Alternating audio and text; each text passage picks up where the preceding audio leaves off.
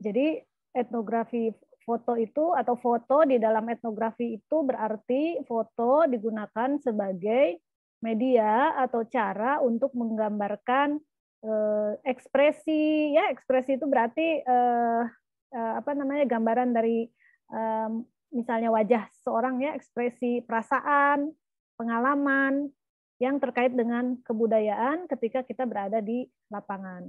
Jadi misalnya nih kita pergi ke satu peristiwa kebudayaan, misalnya nonton festival gitu ya, atau misalnya pergi ke kampung adat, ada upacara nyangku misalnya tuh, kalau nggak salah akhir Oktober ini ada upacara nyangku di Ciamis misalnya ya. Nah kita itu untuk menceritakan peristiwa upacara nyangku atau peristiwa festival itu kan kita mengambil foto-foto dari orang-orang yang berada di lapangan. Nah, apa yang terekam di dalam foto itu adalah ekspresi, perasaan, pengalaman yang terkait dengan peristiwa kebudayaan tersebut, yang terkait dengan upacara itu, yang terkait dengan festival itu misalnya. Jadi foto itu nggak sekedar gambar gitu ya, tapi foto itu suatu yang punya makna yang sangat dalam gitu. Makanya kalau foto-foto yang bagus itu kan biasanya memang selain soal teknik ya, teknik fotografi dan lain-lain, teman-teman kan belajar misalnya dengan Pak Apip atau siapa ya di film ya soal teknik. Tapi kalau di mata kuliah saya ini tidak spesifik soal teknik, tapi misalnya bagaimana foto itu berbicara, bagaimana kita bisa mendapatkan sebuah foto yang bisa menceritakan, yang bercerita. Jadi foto yang bercerita gitu ya. Foto yang bisa membuat orang tuh bisa memahami sebuah peristiwa. Makanya ngambil foto tuh kan bisa banyak sekali ya, bisa ribuan, bisa ratusan gitu. Tapi kemudian kita pilih-pilih lagi dan seterusnya. Jadi etnografi foto itu intinya adalah foto yang bercerita tentang sebuah kebudayaan. Kurang lebihnya seperti itu ya. Jadi itu di dalamnya tuh ada di situ ekspresi, baik itu perasaan ataupun ekspresi yang kelihatan ya, yang tampak secara fisik atau juga pengalaman. Itu terekam gitu, terekam melalui foto. Jadi di situ kalau di dalam antropologi visual, foto atau di dalam etnografi ya, mudah-mudahan teman-teman masih ingat etnografi itu apa. Foto itu jadi data gitu.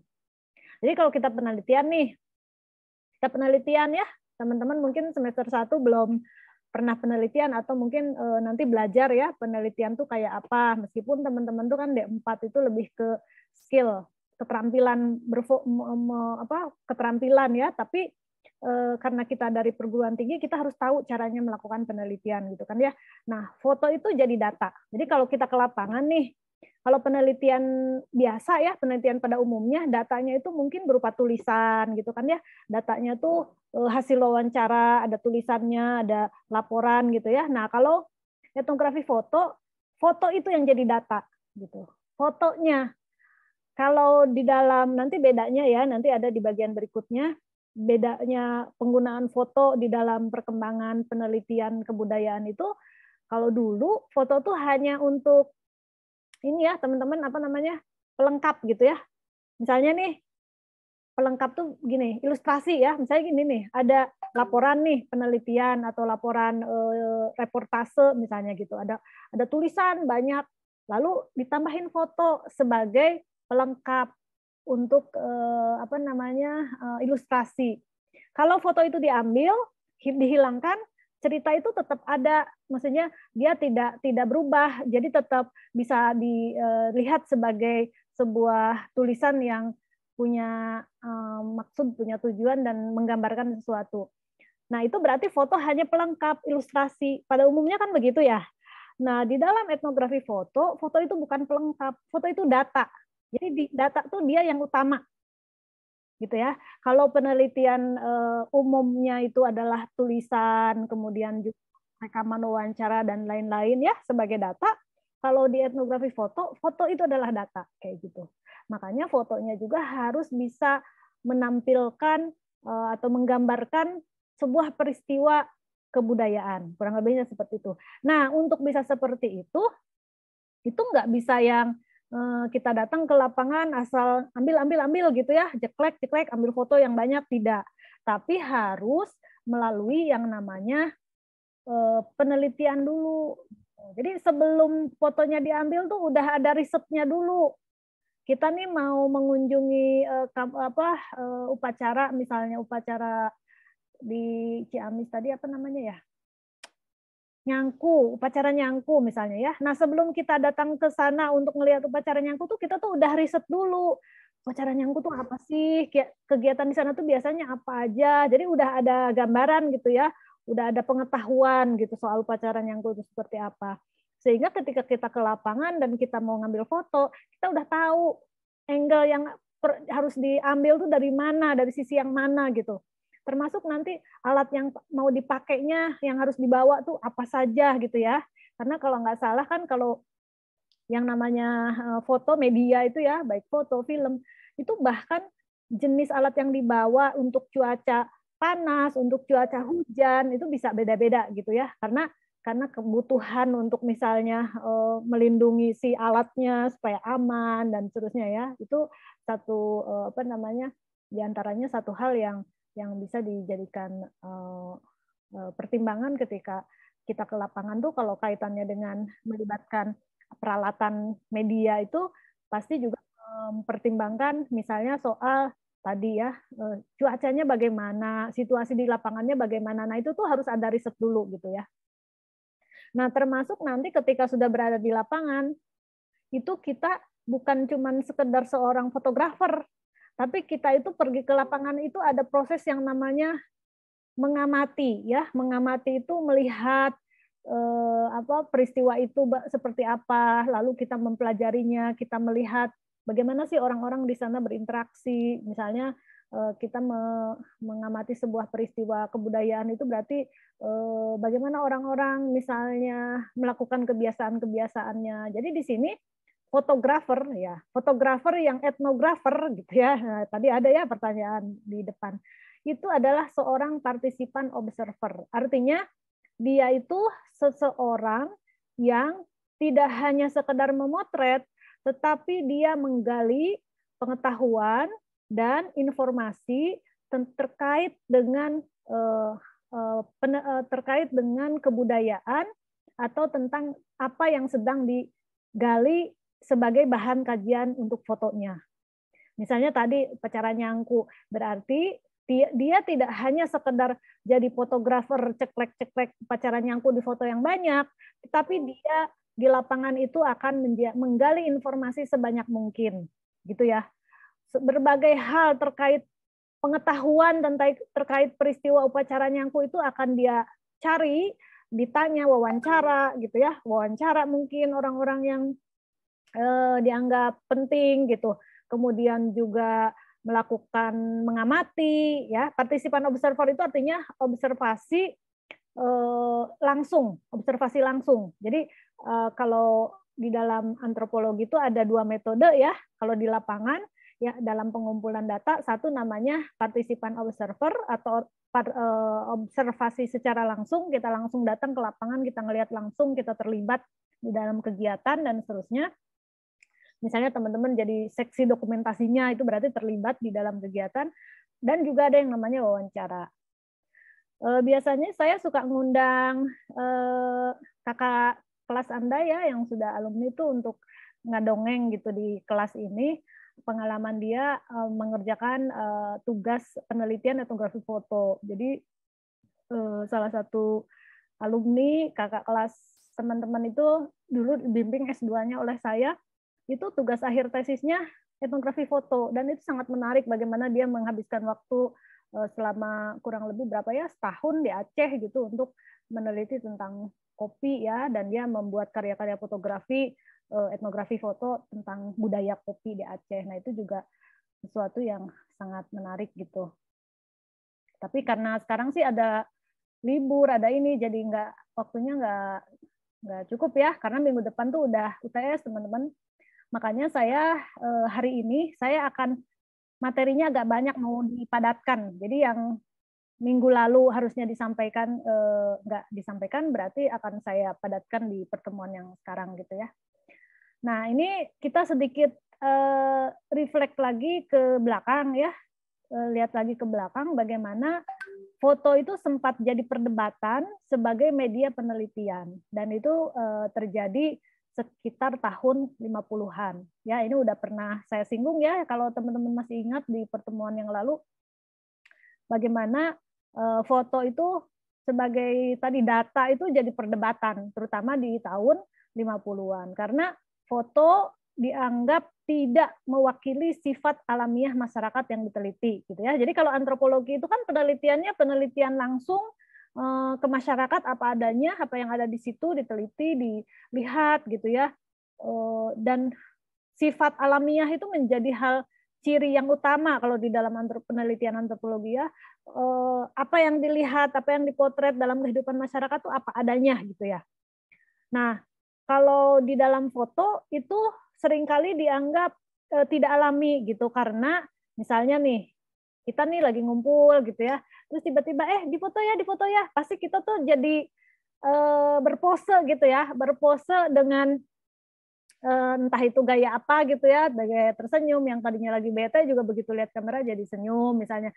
Jadi si ekspresinya tuh bukan yang sebenarnya gitu. Karena tadi tuh misalnya orang tuh sebenarnya lagi bete, lagi pokoknya tuh lagi nggak happy, tapi ketika kita foto dulu gitu misalnya, akhirnya ekspresi yang terlihat di wajahnya kan kesusahan atau ekspresi sedihnya nggak kelihatan, karena yang dimunculkan adalah ekspresi senangnya, misalnya ekspresi bahagianya. Nah, hal-hal itu pernah menjadi perdebatan gitu ya, pernah menjadi perdebatan soal tadi alamiah dan tidaknya ekspresi di dalam foto ketika itu dijadikan data penelitian. Bisa jadi itu dalam tanda kutip tuh ekspresi itu berbohong gitu ya, dalam arti bukan yang sesungguhnya, karena untuk keperluan misalnya orang tuh di foto pasti inginnya kelihatan bagus, kira-kira kayak gitu ya. Nah, jadi di situ pada masa itu pose itu dianggap tidak natural. Nah, padahal antropologi itu selalu memberikan perhatian penting pada hal-hal yang sifatnya alamiah dan langsung gitu. Jadi yang tidak mengada-ngada gitu ya. Harus sesuatu yang memang apa yang terjadi di masyarakat ya itu yang kita lihat, yang kita teliti, dan yang kita jadikan sebagai bahan atau sebagai data gitu ya di dalam penelitian.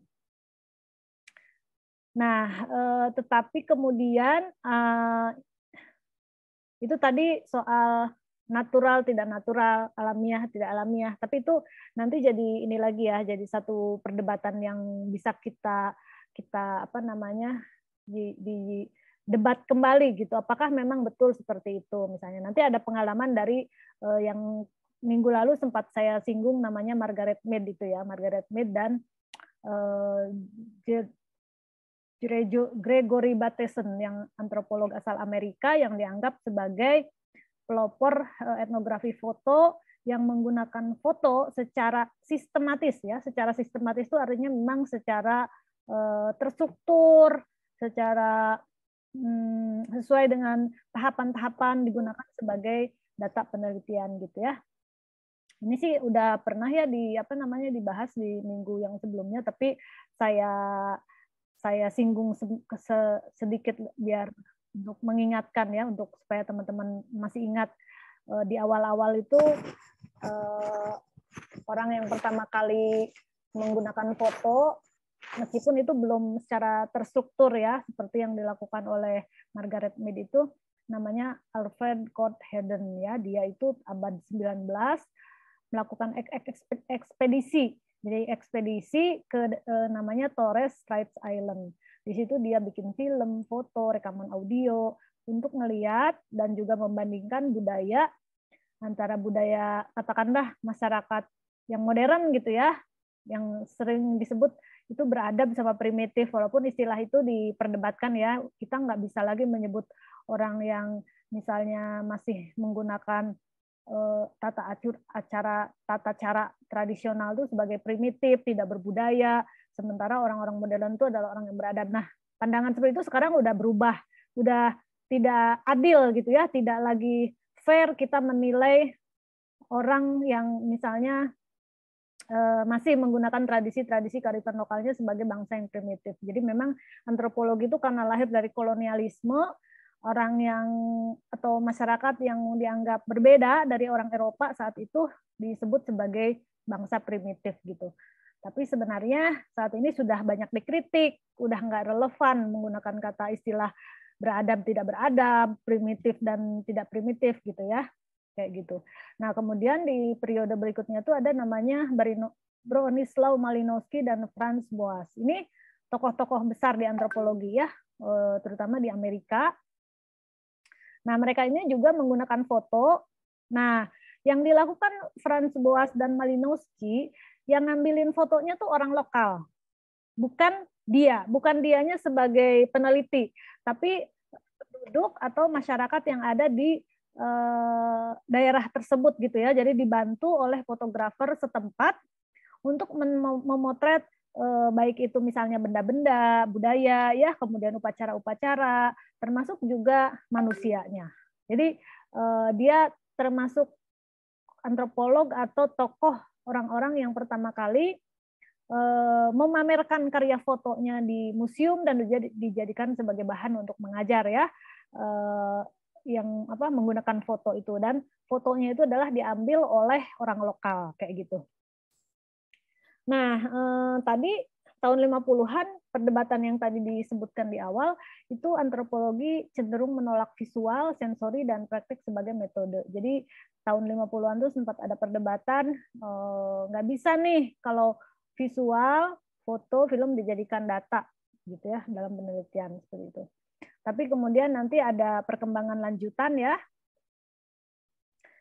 Perkembangan lanjutan bagaimana yang tadinya foto dimarginalkan gitu ya, dimarginalkan tuh dipinggirkan, dianggap tidak bisa dianggap sebagai sesuatu yang penting, tapi kemudian dianggap penting lagi. Nah, ini misalnya tadi tahun 40-an sampai tahun 80 ya. Tadi yang foto tuh jadi kayak sebagai ilustrasi aja gitu, sebagai pelengkap aja, bukan sebagai metode atau alat yang dipakai untuk menganalisis gitu ya, bukan sebagai data atau metode di dalam penelitian kebudayaan, tapi hanya untuk pelengkap. Ada ini peristiwa kebudayaan apa nih, upacara apa, ini fotonya, itu ilustrasi. Jadi nggak sebagai data analisis gitu atau alat analisis. Nah, ini yang tadi saya sebut ya, Margaret Mead, Gregory Bateson, sudah disebut juga berulang-ulang ya di perkuliahan ini. Yang dia tuh secara sistematis, secara terukur, secara profesional, menggunakan visual dalam hal ini foto dan film sebagai metode yang utama. Jadi kalau tadi tuh cerita-cerita sebelumnya foto tuh hanya dipakai sebagai ilustrasi pelengkap. Nah, dua orang ini dianggap sebagai pelopor di antropologi visual karena mereka menggunakan foto itu sebagai metode dan film ya, visual ya, sebagai metode yang utama, sehingga kedua orang ini dianggap punya kontribusi yang penting di dalam perkembangan antropologi visual gitu ya. Jadi antropologi visual itu ada terus diperdebatkan, kurang lebihnya seperti itu. Nah, kemudian setelah tahun 80-an jadi kenapa antropologi visual itu sebagai disiplin ilmu bisa dibilang seolah-olah dianggap masih baru ya, masih baru atau belum banyak sebagai mata kuliah itu belum terlalu, masih baru lah. Dari buku-buku aja kita masih kesulitan nyari buku antropologi visual gitu, karena memang kajian-kajiannya tuh dianggap belum mapan gitu ya, masih baru. Nah, sejak tahun 80-an itulah mulai banyak perhatian lagi kepada bagaimana visual ini penting, sehingga visual kembali dilihat sebagai sesuatu yang penting di dalam antropologi gitu. Di sini menggunakan media juga lebih luas ya, tidak hanya foto atau film, tapi juga termasuk di dalamnya pameran, pertunjukan. Kalau misalnya kita ada di kampus misalnya ngelihat ya ada pertunjukan teater atau pertunjukan tari, pertunjukan dan lain-lain, itu juga dianggap bagian dari bisa objek dari etnografi visual gitu. Jadi etnografi visual atau etnografi etnografi visual. Jadi di situ visual mulai dianggap penting ya. Nah, Lalu apa gunanya foto? Nah, foto di situ digunakan untuk ngeliat. Jadi kalau kita nih pengen tahu ya bagaimana sih kebudayaan masa lalu, kita kan lihat lewat foto-fotonya ya. Ada foto-foto yang orang tinggalkan, kayak kita lihat inilah album kenangan gitu kan. Kita pengen tahu nih leluhur kita tuh kayak gimana sih gitu. Kalau zaman dulu ya, zaman saya kecil, itu kita tuh masih banyak loh bikin album. Jadi foto-foto tuh dicetak, ditaruh di album.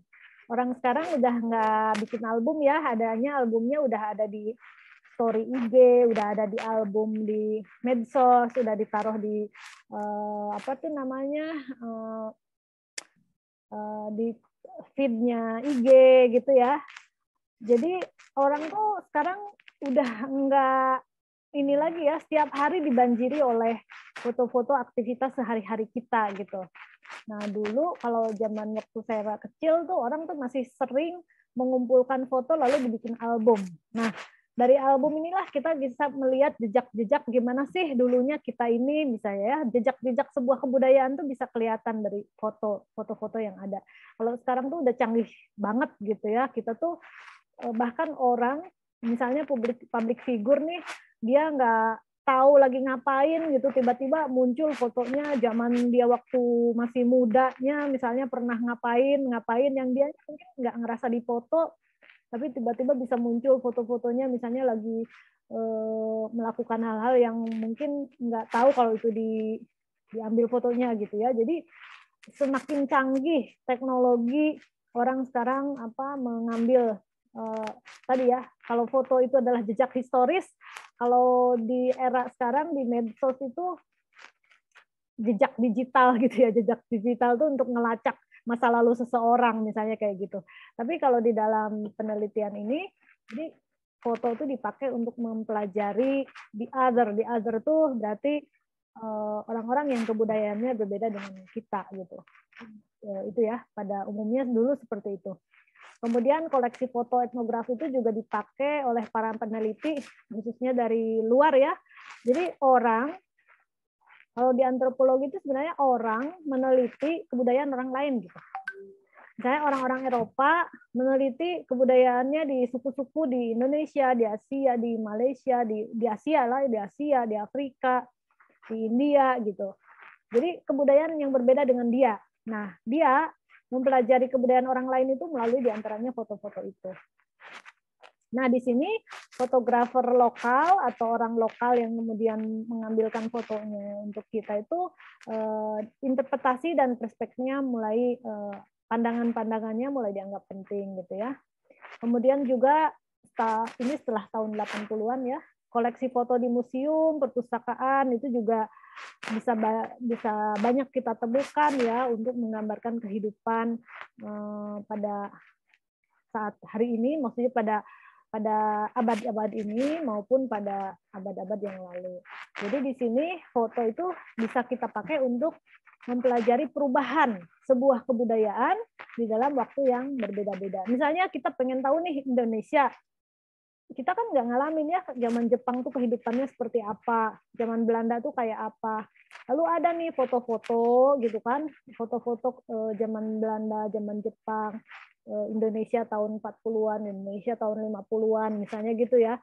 Nah, dari situ kita bisa membandingkan, oh zaman dulu tuh perempuan tuh kalau pakai baju tuh masih pada pakai kebaya gitu kan sama kain. Bahkan ada foto misalnya kalau dulu tuh ada kayak tentara rakyat gitu ya, tentara rakyat tapi bukan milik TNI atau milik pemerintah, tapi itu yang dilatih secara khusus oleh misalnya organisasi masyarakat ya, karena dulu kan ngelawan penjajah ceritanya. Jadi masyarakat itu banyak membentuk juga kayak kelompok-kelompok yang kemudian membantu pemerintah atau membantu negara untuk melawan penjajah lah kira-kira gitu ya.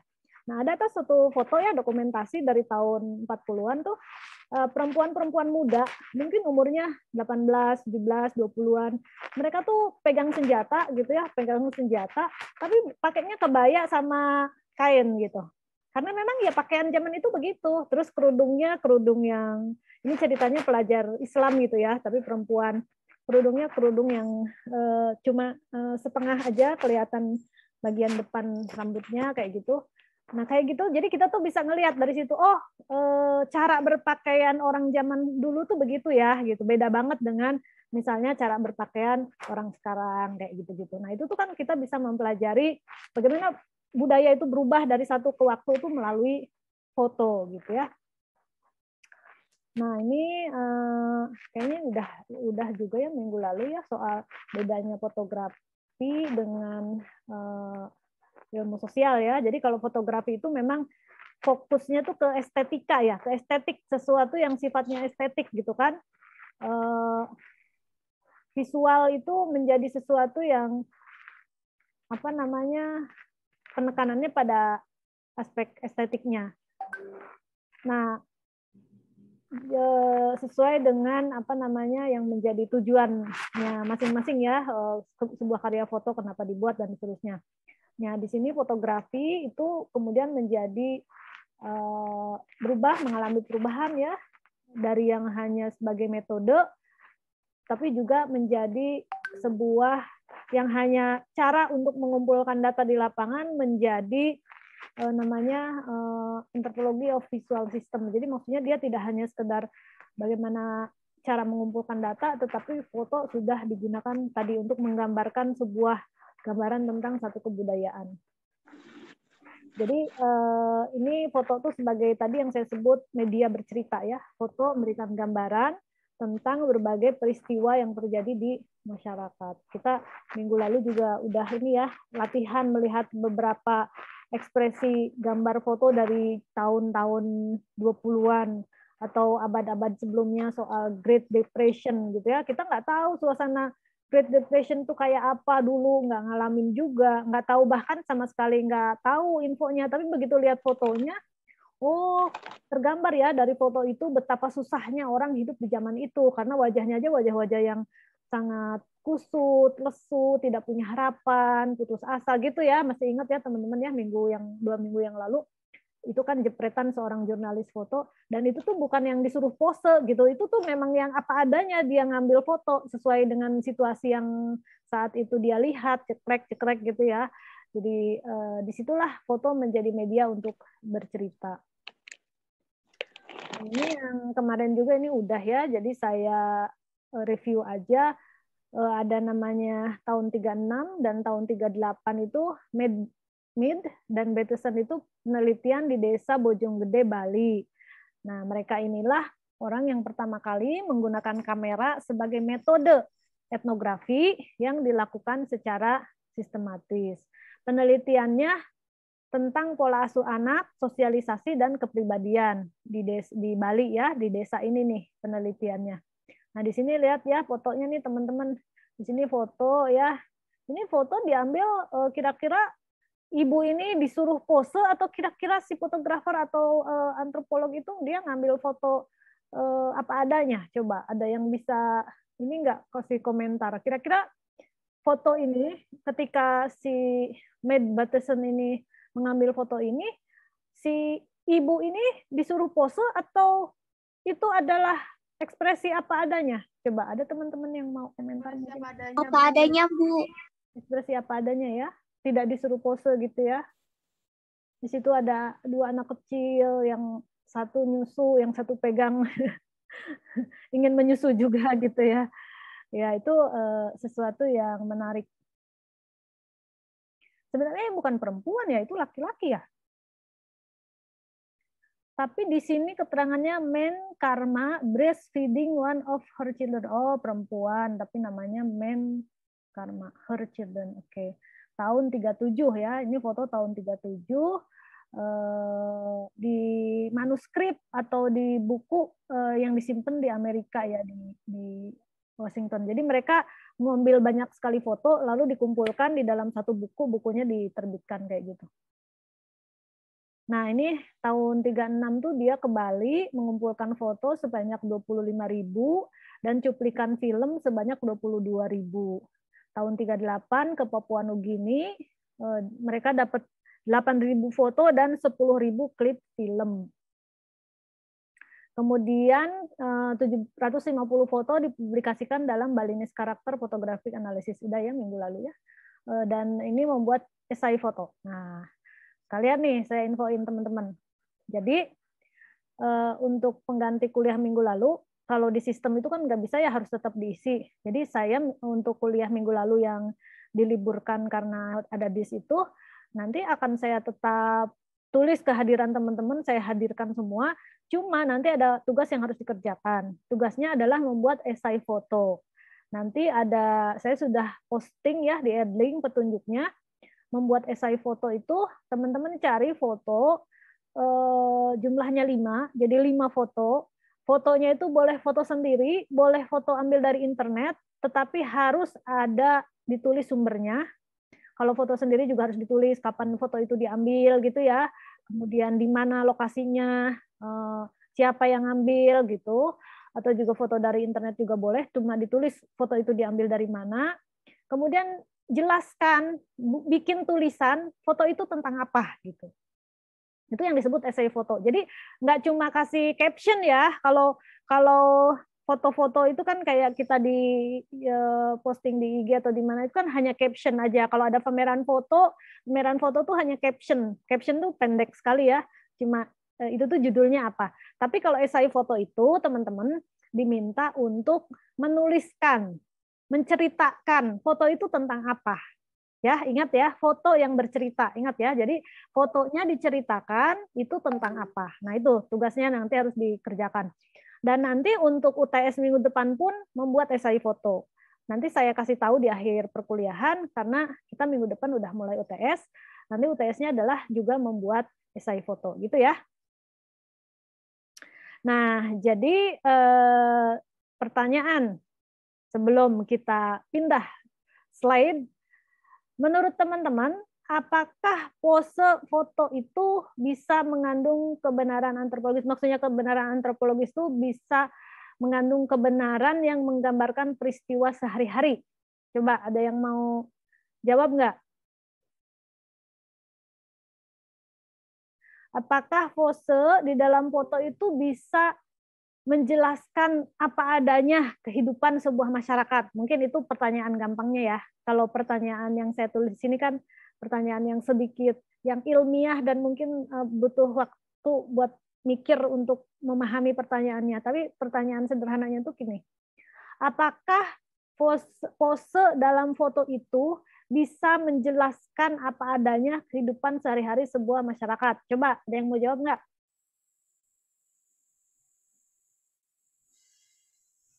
Ada yang mau jawab nggak? Yasir, Bu. Coba, Bu. Boleh, Yasir, silahkan. Yasir dari kelas apa? Kelas A, Bu. Kelas A, silahkan Yasir. Itu apa?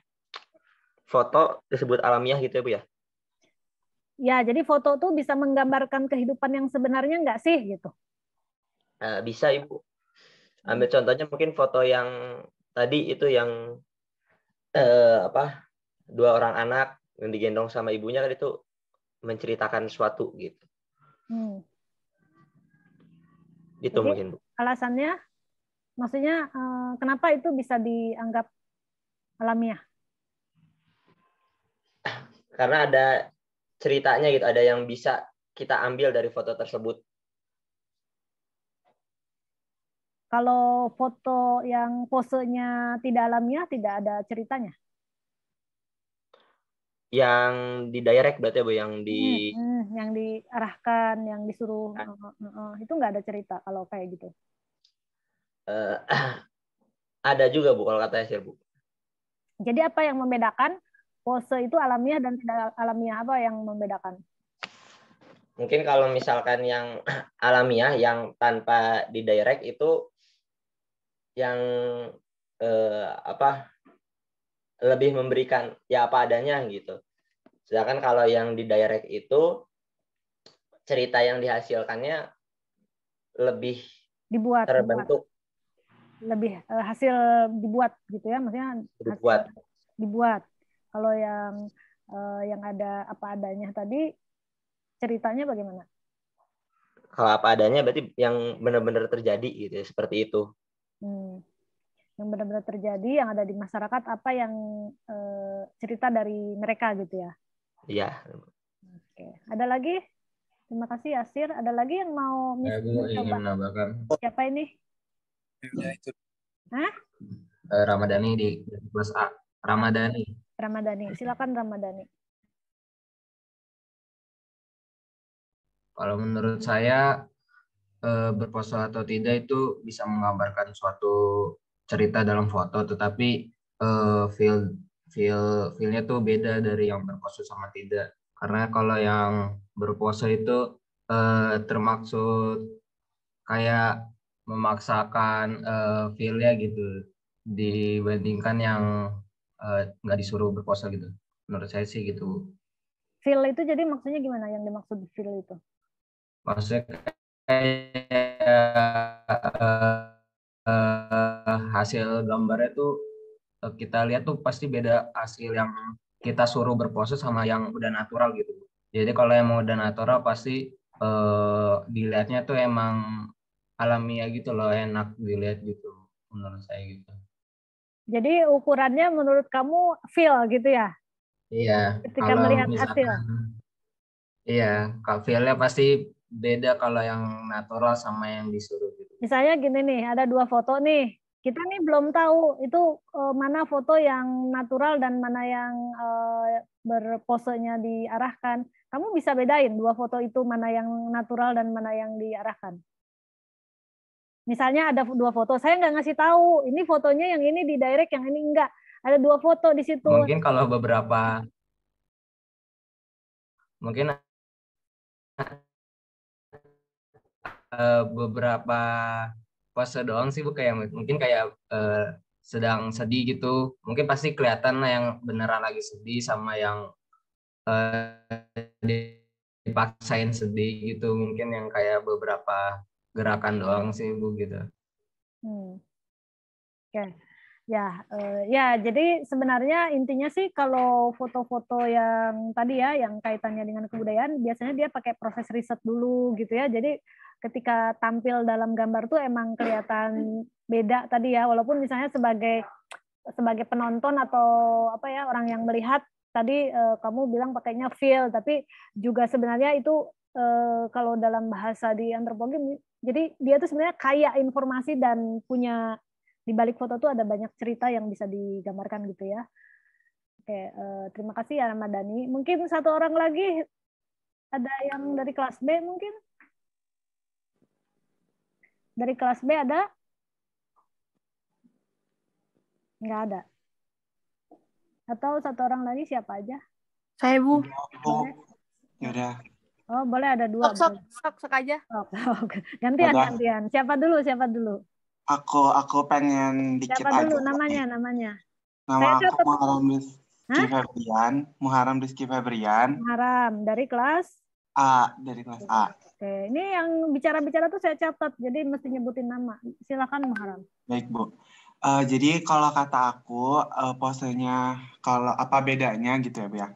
Pose yang dibuat-buat sama pose yang alamiah itu bisa dilihat dari purpose-nya, tujuannya gitu loh Bu. Karena kan biasanya kalau yang dibuat-buat tuh ujung-ujungnya buat komersil, buat entertainment. Nah sementara kalau yang alamiah ini biasanya buat dokumenter, buat sebuah bukti, atau buat sebuah fakta-fakta yang dibuat gitu. Walaupun nggak menutup kemungkinan sebuah pose yang alamiah juga atau emosional yang alamiah juga untuk sebagai bahan komersial. Itu sih. Oke, ya itu bagus itu. Jadi dari tujuan ya, dilihat dari tujuan ya. Oke. Iya, Bu. Terima kasih Muharam ya. Tadi ada siapa? Tadi satu orang lagi boleh. Yang siapa tadi yang mau bicara? Saya Bu, Anissa Bu. Siapa? Anissa Hanif Bu, kelas A.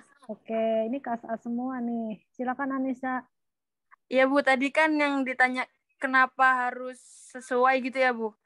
Nah, sesuai yang di lokasi atau sama yang dibuat-buat. Kalau saya Bu, emang harus sesuai realita karena selain untuk menjaga maknanya dari cerita itu juga dengan tujuan agar menghasilkan ekspresi yang natural Bu. Oke. Jadi kita taunya ekspresi natural apa enggak gimana sih Anissa? Kamu punya ini enggak? Punya pengalaman atau mungkin informasi ngebedain kalau ada foto nih misalnya yang ini ekspresinya natural, yang ini enggak, tuh gimana taunya? Tahu nggak? Contoh kalau mungkin candidatin orang di jalan ya Bu, ketika mungkin dia sedang tertawa dengan lawan bicaranya, itu tuh vibrasi dari tawa orang yang difoto itu emang kayak bener-bener gitu. apa ya Bu, senyumnya itu beda, lepas gitu. Sedangkan ketika foto mungkin, oh ya Bu, 1, 2, 3 ketawa ya sambil ngobrol ya, itu pasti ada aksen kayak kelihatan kakunya. Apalagi untuk zaman sekarang banyak yang mungkin untuk foto dengan candidatin aku dong, candidatin aku gitu tuh udah kelihatan banget gitu dengan orang yang tertawa lepas ngobrol secara candid langsung tanpa di direct gitu fotonya Bu. Oke. Jadi kalau Anissa agak sama dengan siapa tadi saya lupa ya, yang ngelihat dari hasil gitu ya, feel tadi yang ngomongin feel siapa sih? Sama Dani kalau nggak salah ya. Jadi bisa kelihatan dari itu ya, feel ketika ngelihat hasil gitu ya. Dari situ ya Anissa ya. Iya Bu, dari ekspresi yang natural tadi. Ya dari hasil kan, berarti maksudnya dari apa yang sudah kelihatan di foto itu bisa tahu kalau itu natural apa enggak gitu ya. Dan kalau bahasanya Ramadhani tadi kan itu Bu, feel. Jadi maksudnya akan terasa beda ngelihat foto-foto yang alamiah, kamu bilang ketawanya alami dengan ayo senyum ketawa ya, misalnya itu tuh pasti beda gitu. Itu kan feel ya yang tadi disebut oleh Ramadan. Oke, baik, terima kasih teman-teman. Semua pendapat tidak ada yang salah, semuanya juga bagus ya. Jadi itu untuk mengenai bahasan tentang metode di dalam etnografi foto ya. Nanti kalau ada yang kurang jelas juga boleh ditanyakan lagi. Saya akan berpindah ke slide yang tadi ya. Sebelum berpindah slide, apakah ada pertanyaan yang materi yang tadi disampaikan? Nggak ada. Sejauh ini nggak ada yang mau ditanyakan dari Bu. Mungkin nanti Bu. Nanti, oke, nggak apa-apa ya. Saya mau share screen dulu. Ini latihan lagi ya teman-teman, latihan ya. Silahkan ambil alat tulis atau apapun lah, di HP juga boleh, di laptop juga boleh. Saya mau ngeliatin beberapa foto zaman dulu. Kelihatan? Foto-fotonya sih nggak terlalu jelas, tapi mudah-mudahan bisa menangkap tadi ya, dengan feeling itu tadi, menangkap apa sih yang tergambar di foto ini gitu ya. Misalnya coba deh teman-teman kasih perhatian pada detail, nggak cuma oh itu gambar pemandangan, jangan itu doang gitu, tapi bayangkan sebuah peristiwa atau cerita apa yang bisa teman-teman tangkap dari gambar yang saya tampilkan ya. Setiap gambar saya kasih waktu 1 menit cukup ya untuk membuat oret-oretan ini tentang apa gitu ya. Oke, bisa dipahami? Ditulis di buku, Bu. Ya, boleh di buku, boleh di handphone, ya terserah lah, pokoknya pakai alat tulis lah. Ini tentang kira-kira dari gambar ini apa yang bisa teman-teman lihat, tapi tolong perhatikan detail gitu loh, maksudnya nggak cuma gambar pemandangan, nggak cuma gitu, tapi apa yang bisa teman-teman tangkap dari peristiwa atau kebudayaan gitu ya, yang bisa tergambar di dalam foto ini. Silakan ya. Ini ada 5 foto, jadi saya kasih waktu dulu nih 1 menit untuk 1 foto. Boleh ditulis atau coret-coret di kertas atau apapun ya, silakan ya.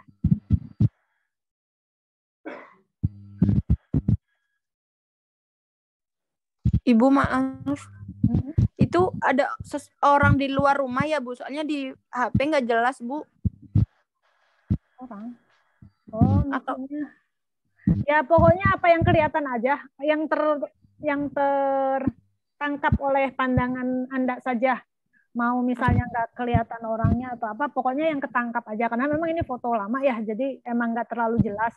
Jadi lebih kayak apa sih yang tertangkap gitu aja.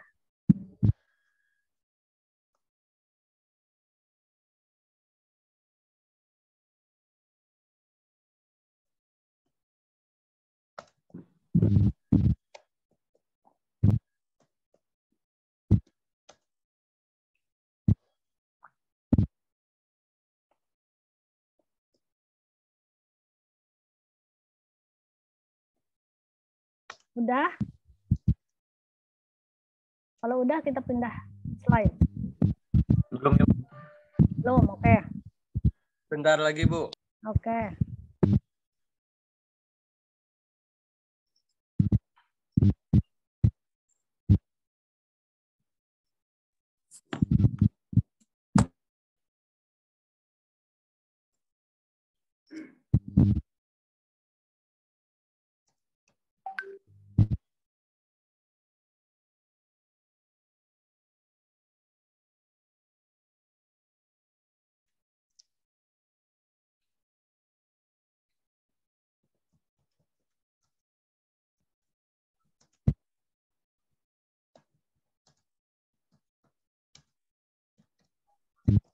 Fotonya hitam putih.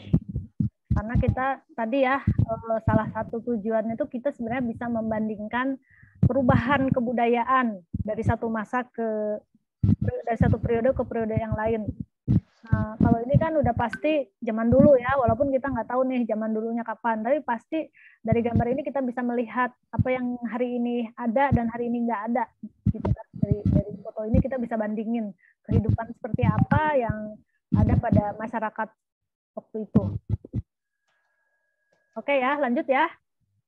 Kita lanjut. Nah, ini gedung ya. Jadi kalau tadi alam, pemandangan, ini gedung. Coba teman-teman perhatikan, kira-kira apa yang bisa ditangkap dari gambar ini? Kan kebudayaan tuh nggak cuma orang ya, kebudayaan tuh juga artefak, peninggalan bangunan, apapun yang bisa kita lihat sebagai bagian dari aktivitas kehidupan itu sebenarnya kebudayaan, termasuk gedung-gedung gitu. Kalau lihat gedung ini, apa sih yang terlintas dalam pikiran kita gitu? Misalnya dari sisi arsitekturnya, dari sisi apapun lah ya. Misalnya di situ ada orang-orangnya atau apapun apa yang terlintas dari benak teman-teman yang bisa dilihat dari sisi kebudayaan ya. Sekali lagi kita sedang berbicara bagaimana sebuah foto bisa narasi. Di sini ada orang juga, ada beberapa orang ya dengan aktivitas yang berbeda-beda. Akan dibuatkan narasi yang bisa ditangkap dari foto itu apa? Memberikan semacam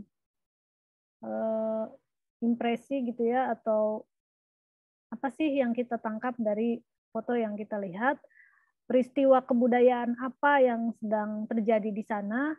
Jadi bicara kebudayaan itu ya teman-teman bisa mengamati misalnya cara orang berpakaian, kemudian juga bangunan yang ada di sekitarnya, atau bisa juga tadi ekspresi ya dari wajah orang itu, kemudian juga benda-benda yang ada di sekelilingnya, termasuk misalnya alam, pemandangan, atau ya apapun yang ada di sekitar benda-benda itu juga bisa kita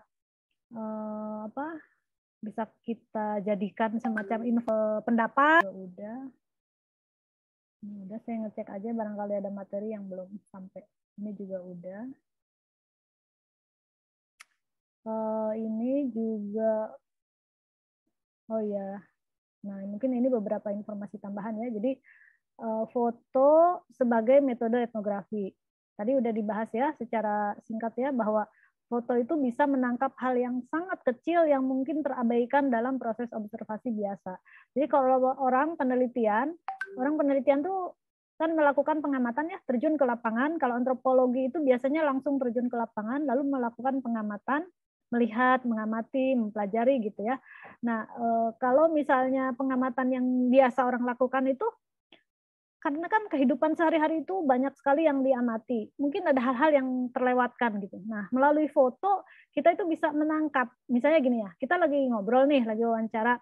Bagaimana ekspresi orang ketika diajak ngobrol, bagaimana misalnya mereka tangannya bergerak ke sana kemari, itu kan ketika kita udah selesai wawancara mungkin kita lupa, nggak ingat bagaimana ya ketika wawancara tadi itu, apakah ekspresinya berapi-api, apa ekspresinya marah, atau apakah ekspresinya tegang, atau takut, atau malu, itu kita udah lupa gitu misalnya ya, setelah beberapa hari kemudian proses wawancara dilakukan. Tapi karena itu di foto, misalnya diambil fotonya, Kalau di antropologi itu ya teman-teman, ekspresi wajah, gerakan tangan, pokoknya tuh ekspresi tubuh tuh bisa juga data gitu, tuh menggambarkan sesuatu. Oh, kalau orang ditanya tentang misalnya masa lalunya, dia tuh wajahnya menjadi tegang dan marah dan takut misalnya, karena ternyata masa lalunya itu punya trauma sendiri. Ini contoh ya. Atau ada orang tuh menjadi sangat berapi-api. Nah, nada bicara itu semua kalau di antropologi itu penting dalam mengkaji ada makna budaya apa di balik peristiwa tersebut, misalnya gitu ya. Nah, kalau kita itu kadang-kadang ngobrol aja, mungkin kita lupa ekspresi-ekspresi yang tadi. Nah, tetapi melalui foto, karena misalnya ada foto-foto yang diambil, oh iya ya, nih Bapak ini tuh tadi ketika menceritakan tentang pengalaman masa lalunya, misalnya menjadi korban G30 SPKI contohnya ya. Jadi korban 30 SPKI, dia tuh wajahnya sedih, lalu berapi-api, dan juga ada kelihatan tampak dendam, misalnya gitu ya, dari foto itu kelihatan. Nah itu mata kamera itu bisa menangkap hal-hal yang sangat kecil yang mungkin kita abai atau kita nggak perhatikan ketika kita berada di lapangan gitu ya. Oh ternyata ada itu ya gitu, itu baru ketahuan dari foto. Itu salah satu contoh. Nah, jadi di dalam etnografi foto itu, karena nanti tugas teman-teman di UTS ya, jadi tolong diperhatikan penjelasan ini karena ini nanti jadi tugas di UTS. Sebelum mengambil foto itu, harus ada proses namanya observasi yang mendalam dan hati-hati. Jadi sebelum mengambil foto itu kalau di etnografi, cari data dulu, tanya-tanya, cari informasi. Misalnya nih, saya mau tertarik ngambil foto kehidupan orang di pasar, Bu, misalnya.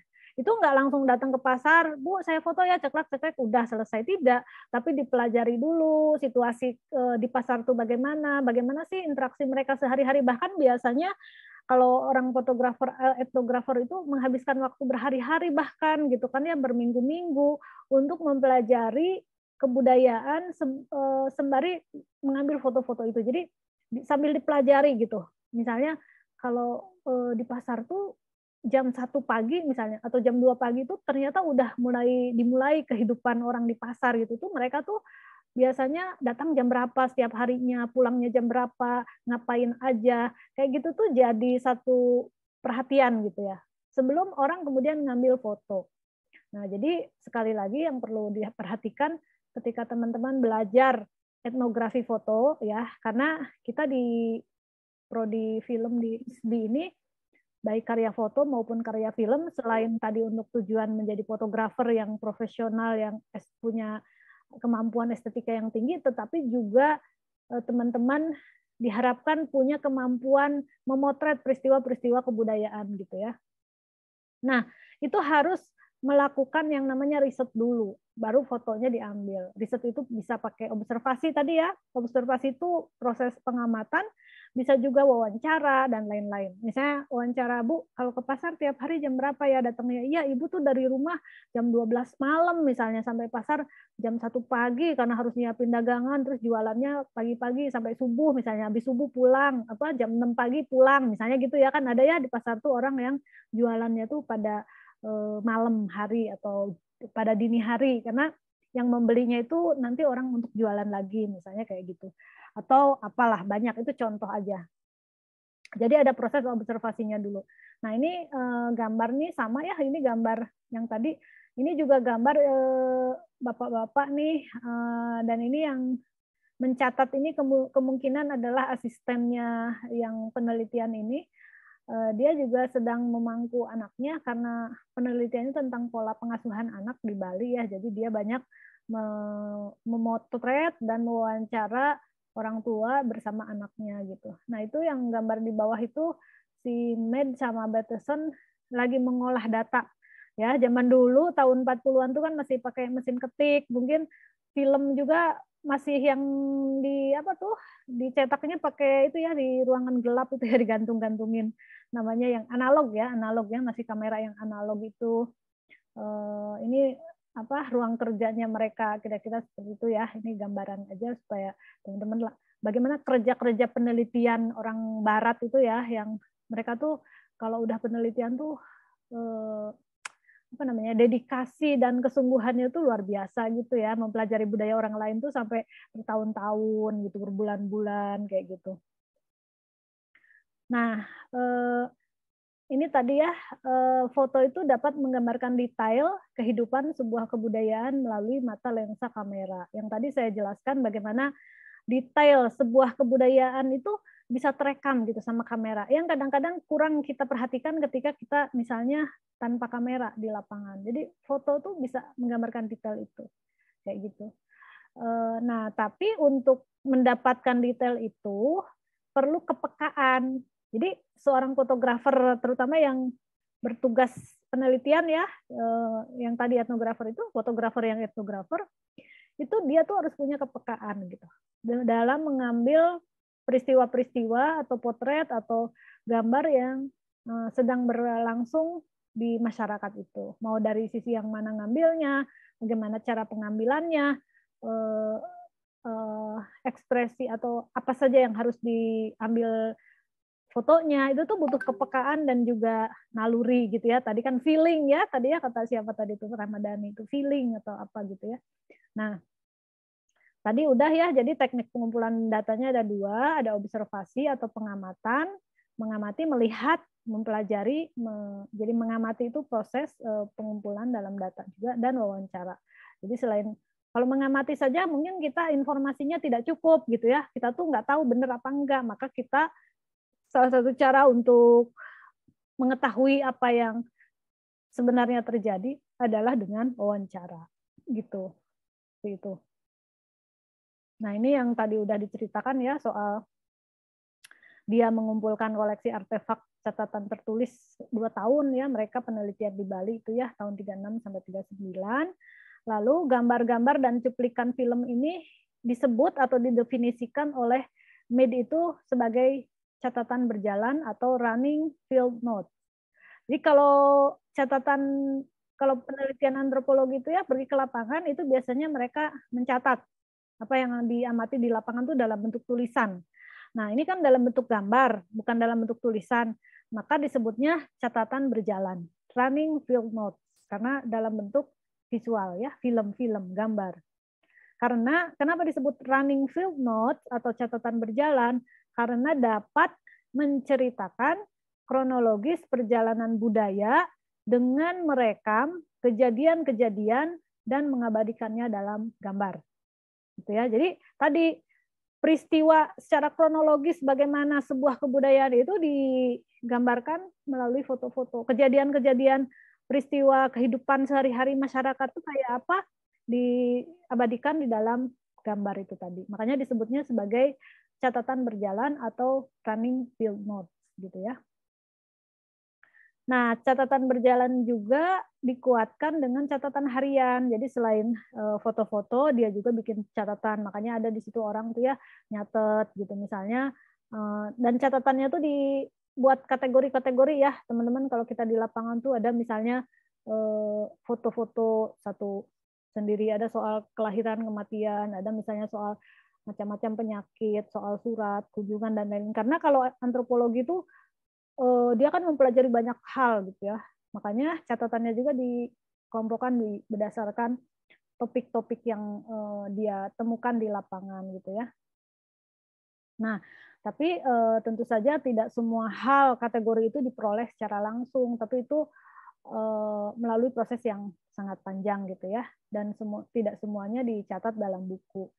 Jadi mereka pertama kali melakukan skenario pembuatan film itu 12 Mei 36. Jadi tetap ya ada dibuat rencana skenario pembuatan filmnya dibuat, lalu nanti pengambilan filmnya yang sekarang kita sebut sebagai film dokumenter. Tapi kalau dokumenter sekarang itu kan ada juga ya bagian-bagian yang memang dibuat gitu ya, di arrange. Misalnya peristiwanya nggak ada, dibuat karena untuk keperluan dokumenter. Sekarang sih kayak gitu juga ada gitu ya. Walaupun sebenarnya dokumenter itu harusnya ya merekam apa adanya tadi, kehidupan yang ada di masyarakat. Nah, ini ada cerita juga Februari dan Maret 39 mereka kembali ke Bali selama 6 minggu karena ada data-data dan rekaman yang hilang ketika mereka ke New Guinea. Jadi ada 2 lokasi ya, Papua Nugini dan Bali dan data-datanya sempat hilang sehingga mereka balik lagi 6 minggu ke Bali buat ngambil foto-foto lagi.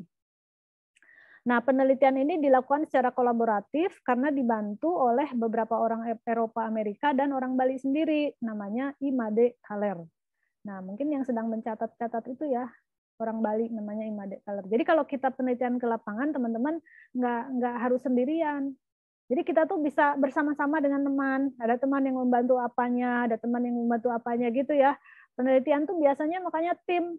Tim itu berarti bisa 2 orang, bisa 3 orang. Ngerjain tugasnya bareng-bareng, tapi kita ke lapangannya juga ngerjain tugasnya sendiri-sendiri, tapi kita bisa ke lapangannya bareng-bareng misalnya. Nanti saling bantu, kamu bantu dari apanya, ngumpulin data, wawancara misalnya ikut wawancara, ikut membuat catatan dan lain-lain gitu ya.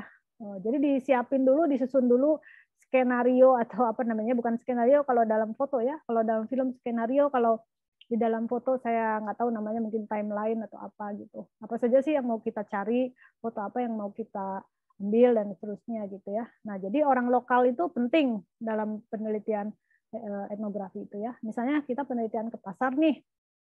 Coba cari orang di pasar yang kita kenal baik.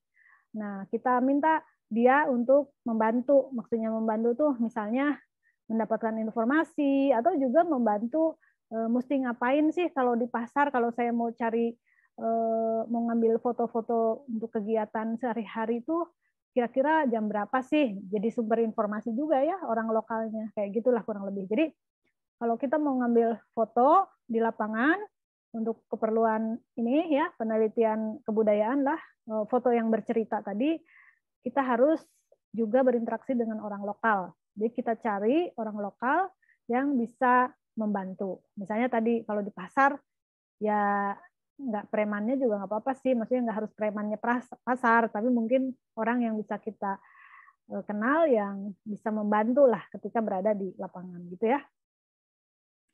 Nah, ini Bateson yang mengatur rekaman, mid fokus pada percakapan verbal, kemudian mendokumentasikan. Ini kerja kolaborasi ya kalau penelitian itu. Ini yang Bateson ini dia yang ngurusi rekaman-rekamannya, tapi si mid itu yang perempuan itu dia lebih ke menggali informasi wawancaranya, lalu mendokumentasikan mereka. Tadi ya saya bilang kalau teman-teman misalnya nanti ya ada petugas ke lapangan, kerja kolaborasi, nggak perlu sendiri gitu, tapi bersama-sama dengan teman lain, tapi bagi-bagi tugas gitu, bagi-bagi tugas. Nanti pekerjaannya bisa untuk pekerjaan laporan masing-masing, tapi pekerjaan di lapangannya bisa bekerja sama atau kolaborasi dengan teman yang lain gitu. Nah, ini kayak di sini ya contoh nih cerita di penelitian ini, si Med itu dia kayak sutradaranya gitu. Dia mengatur kronologisnya adegannya, kita ngapain dulu, terus fokus gambarnya misalnya seperti apa, dan lain-lain lah, segala hal yang terkait dengan pengambilan gambar. Kalau kata teman tadi, saya lupa siapa namanya, etnografer itu harus juga bisa menjadi fotografer, tapi dia harus tahu teknik-teknik fotografi gitu ya. Nah, contohnya seperti ini, bagaimana fokus pengambilan gambar, bagaimana aturan atau segala hal yang berkaitan dengan pengambilan gambar, itu kan berarti dari sisi fotografinya ya, termasuk misalnya urutan jalannya cerita yang mau diambil fotonya, kayak gitu. Nah, salah satu metode yang dilakukan dalam penelitian visual ini adalah dengan memperlihatkan cuplikan film pada informan atau orang Bali mengenai gambaran diri mereka sendiri. Jadi kalau penelitian itu ada namanya validasi ya teman-teman. Validasi itu benar nggak sih apa yang kita ambil ini, apakah emang fotonya begini, apakah emang filmnya begini, itu tuh benar apa enggak gitu. Nah itu tuh perlu divalidasi. Cara dari si Med dan Bateson memvalidasi adalah dengan cara memperlihatkan cuplikan film yang udah dibuat itu, dilihatin lagi ke orang Balinya. Bener nggak sih gambaran tentang kehidupan orang Bali itu kayak gini? Gitu misalnya salah satu episodenya lah. Misalnya, oh nggak gitu kok, itu kurang apa. Nah, itu bisa jadi memberi masukan. Jadi orang lokalnya tuh selalu menjadi perhatian penting. Jadi merekanya tuh ditanya. Beda dengan kita ya. Kalau kita ambil gambar, kita ambil foto, film itu ya udah seolah-olah kita tuh yang paling tahu, ambil karya udah selesai pulang gitu. Tapi kalau di dalam penelitian ini tuh mereka tuh balik lagi ke lapangan, tanya ke masyarakatnya, benar nggak yang tergambar di dalam film ini? Benar nggak yang tergambar di dalam foto ini? Kayak gitu teman-teman. Nah, itu ya, ini sih lebih ke penjelasan lanjutan aja bahwa penggunaan metodologi kamera itu bukan hal yang pertama bagi Mead and Bateson, namun untuk studi di daerah Bali ini merupakan yang pertama. Karena itu mereka berusaha menggunakan kamera sebagai alat yang biasa muncul dalam keseharian orang-orang Bali, sehingga dengan keterbiasaan tersebut mereka dapat melakukan segala sesuatunya secara spontan tanpa direkayasa. Nah, ini penting ya, teman-teman. Teman-teman bayangin, orang Bali tahun 40-an, di pedesaan lagi, pedesaan yang di pedalaman lagi, gitu ya. Orang lihat kamera tuh aneh nggak sih? Orang lihat kamera kira-kira aneh nggak? Benda, jangan dibayangin kayak sekarang, orang di mana-mana bisa lihat HP dan kamera tuh nggak aneh. Tapi bagi orang Bali saat itu pasti aneh. Ada orang bawa-bawa kamera, alat apa itu? Jangan-jangan mereka merasa takut dan lain sebagainya. Nah, caranya supaya masyarakat terbiasa, dibawa-bawa terus tuh kameranya dalam kehidupan sehari-hari, sehingga orang tuh terbiasa, oh dia tuh ngapain sih, oh itu tuh ngambil foto, oh itu tuh ngambil film. Jadi kameranya tuh menjadi sesuatu yang dibiasakan dalam kehidupan sehari-harinya masyarakat ya di Bali, sehingga mereka udah nggak takut dan nggak malu kalau ada kamera, mereka cuek aja gitu. Jadi mau diambil foto gambarnya kek, mau diambil filmnya kek, ya udah tau lah dia emang lagi ngerjain urusan itu, ambil gambar dan film misalnya gitu. Jadi nggak yang kalau ada lihat kamera menjadi takut terus atau menjadi posenya tegang atau apapun, mereka udah akhirnya terbiasa gitu. Nah, itu salah satu metode atau cara yang dipakai oleh Mead dan Bateson ketika mereka menggunakan kamera sebagai alat untuk mengumpulkan data supaya lebih natural dan spontan tadi. Jadi caranya itu dijadikan kamera itu sebagai sebuah kebiasaan sehari-hari masyarakat, sehingga masyarakat udah nggak aneh gitu ngelihat kamera gitu. Sama kayak kita dengan HP, mungkin sekarang ya udah biasa, udah nggak aneh. Jadi ada orang bawa HP ngerekam, orang udah cuek aja, nggak terus misalnya gimana-gimana, karena udah saking terbiasanya. Misalnya gitu ya, kayak orang tuh kalau bikin konten ya, konten-konten kreator itu kan misalnya ngerekam gitu, orang yang ini sih nggak peduli, orang lain tuh maksudnya mereka ya cuek aja, karena udah kamera apa namanya HP itu udah hal yang biasa, udah orang nggak terlalu peduli gitu ya, kayak gitu. Itu salah satu metode atau cara yang dilakukan. Baik, itu tadi ya teman-teman mengenai penjelasan foto sebagai metode di dalam etnografi.